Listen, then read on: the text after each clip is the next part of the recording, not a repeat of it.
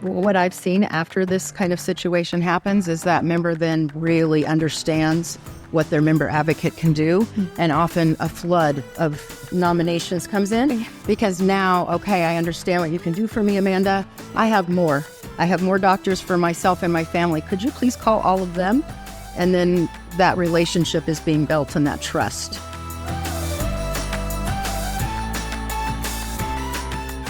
Welcome to RBP from the Frontlines.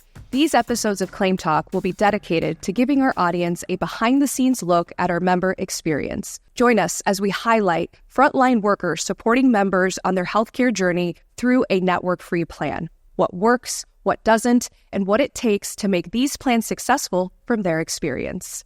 Alongside Bruce Hansen, Executive Vice President, I'm Stephanie Moore, and we'll be your hosts. Today, we have two remarkable women who are truly the backbone of our member advocacy here at ClaimTalk. We have Lori Van Groningen and Amanda Ogg. Why don't you tell us a little bit about yourself, your background, where you came from, how you got here? Great. I've been with ClaimTalk since 2019 when we were in a small building downtown with a small number of employees. So it's been... And no training program. No training program and no training room. And then to fast forward to today, an awesome training room.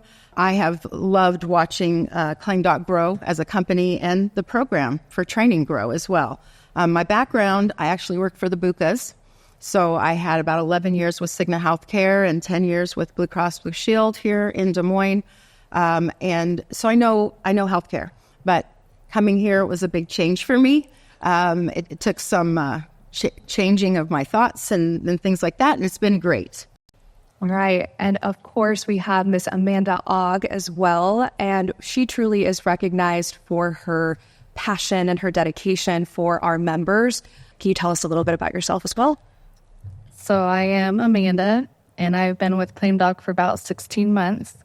And I'm a mom of 3. I have a 21-year-old daughter and 2 boys, 15 and 10. I do not have any healthcare experience except for a little hands-on at a senior living home. I actually came from the cleaning industry for about 13 years, so no healthcare experience. Who hired you? Well, it's a great hiring decision. So I actually had no experience in any healthcare insurance or anything coming in, so... Lori being my trainer, I learned very well from her. Yeah, honestly, I make a joke about who hired you, but I knew Amanda would struggle talking about herself. For someone so amazing on the phone and that does such a great job with members, I knew she wouldn't deliver on tooting her own horn. So what I did is I got some quotes from some of our senior relationship managers and account managers about what you mean to the organization. So don't cry. The first one, I have to try not to cry. Okay. The first one was from Michelle. Amanda has become the golden child of our group, on top of the 400 compliments that members take the time out of their day to send us about Amanda. She also is valued greatly by the account management team. Recently, a human resources team at one of Lockton's large clients they have with us identified a common link in the conversations with their employees, that Amanda is incredible. So you know when you're an amazing employee when the client is saying, can we get Amanda to talk to them? She's empathetic, a problem solver with amazing resourcefulness, and so dependable. There's no doubt on why they identified Amanda and why they feel the way they do. I think that was a good intro into both of you in terms of who you are and what you bring to the organization. Really, the purpose of this podcast is to talk about the challenges. Lori, you work a lot with ongoing training. So it's not just the initial training when they get brought on. You work a lot with them once they're out in the field and they're handling those calls. So they rely on you. They come back to you. What would be an example of a challenge that you've that stuck with you that you've heard about where a member advocate was working on an issue for a member? Probably one of the ones that pops in my mind immediately when you ask that is sometimes members that are new to the plan don't necessarily have a full understanding of the value of talking to their member advocate before they go see their doctor. And I remember one where the member went to their appointment and got in the parking lot and realized, I think my HR person said I should call my member advocate before this scheduled surgery. And so they called from the parking lot, and their member advocate was able to help them and actually did pave the way very quickly, and was able to introduce the plan to the provider, share everything they needed to know, and they were able to submit the claims. And for a moment, that member was in sheer panic that they had not called. So it all came together very quickly, and the member went into the office and had their scheduled surgery as planned. And for the audience that may not be familiar with Pave the Way, so this is the program that really sets ClaimTalk apart in the realm of member experience. This is the program that really drives the positive member experience at the time of service with those healthcare providers, not just for the members, but for the providers as well. It's stressful for both parties to not be able to manage that front desk experience. Maybe the front desk representative doesn't recognize the ID card. So our job, our member advocate's job, is to introduce that plan, like Lori stated, and ensure that everything is set and ready to go for that first appointment. Yeah, I think it's important to note, despite that program that's been designed to smooth out access, even with that in existence and managing, I would say, a bulk of the issues that jump up with not having a network, there's still a lot of friction. There's still challenges that exist because you can't touch every member through education, despite how much hard work HR departments do and the brokers do to educate on that process. People get missed, and these things pop up. I've had a member who was in a situation where she was very sick, and she went to an urgent care clinic. She didn't take advantage of the program, and she called me from the parking lot, of course, and I've never spoke to her. I just sent her an intro email, and she's running a fever, puking. I took the call and was able to call the provider for her and, introduce the health plan to them and send over a plan overview. And they said that she can go ahead and go be seen, and she didn't take the advantage of the Pave the Way. Okay. So from the email, my direct number's on there.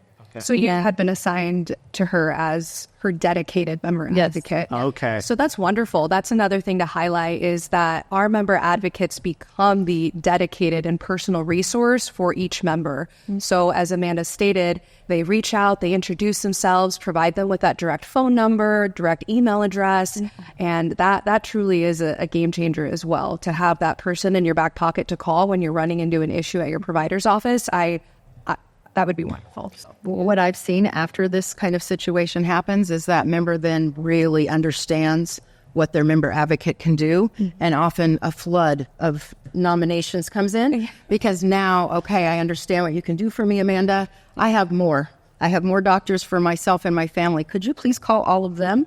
And then that relationship is being built and that trust. Without that proactive relationship building and that trust building first, it sounds like it would be a lot of reactive versus proactive. Oh, absolutely. And it would be a lot of upset people, a lot of escalated people. And I don't think it'd be near as fun for a member advocate.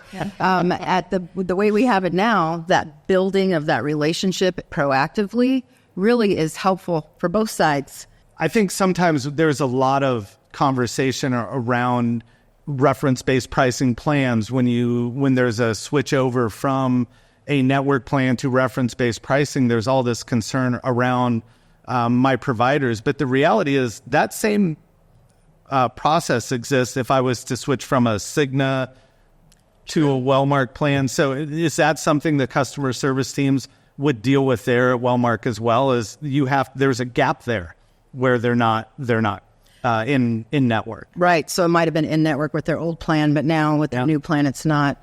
And there's really not a solution there. It's either pick a different doctor that is in your network now, or go to that doctor and it's out of network, so your benefits are not as good. Yeah, that seems like that gets missed a lot in the conversations about reference-based pricing. And although this was geared towards the problems of RBP, I think it's important to note, if you do it right, that's a positive. It eliminates that gap in there.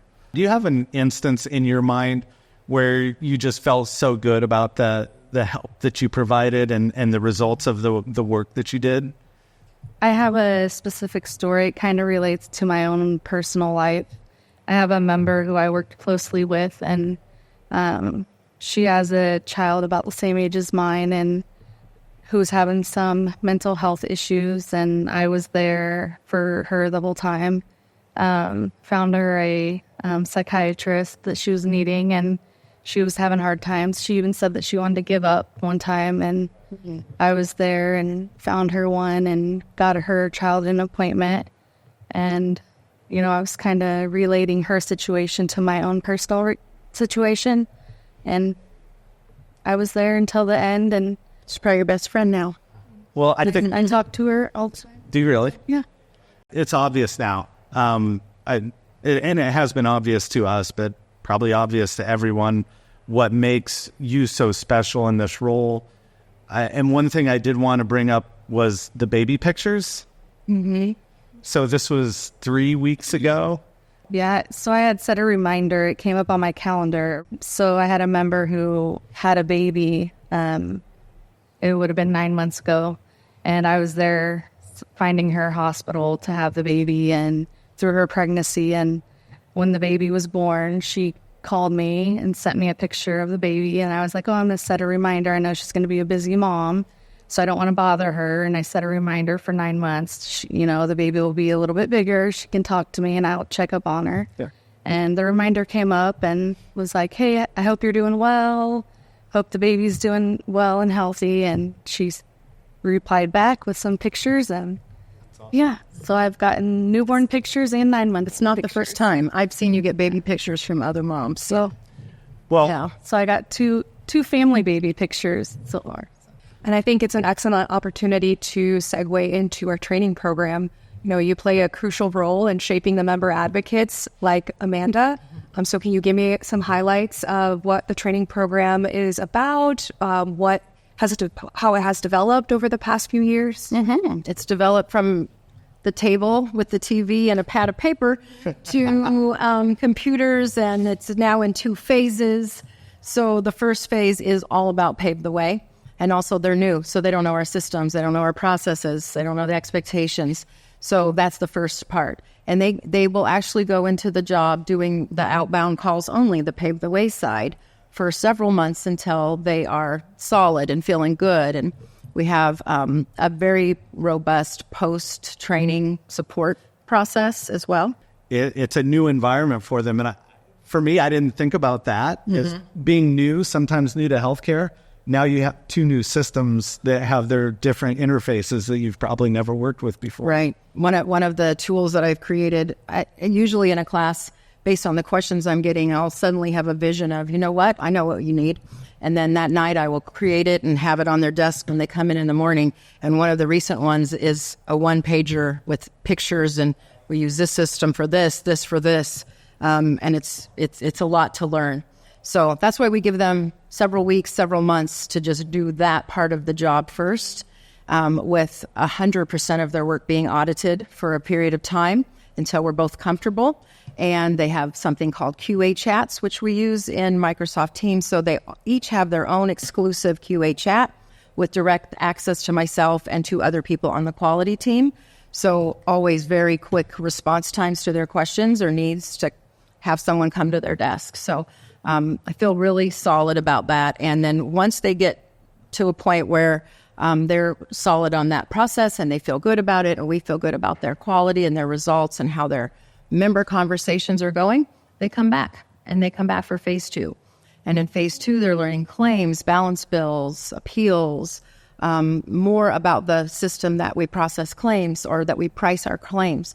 And then they go on the inbound line. That's when they join the member advocate line. They're like mini auditors sometimes. Kind of. Because they also, it's not just the pricing, it's they get in and they look at the audit screens and different CPT codes. Yeah, yes. It's really amazing. It is amazing. So how long before they actually take an inbound call from a member or from a provider, a TPA partner?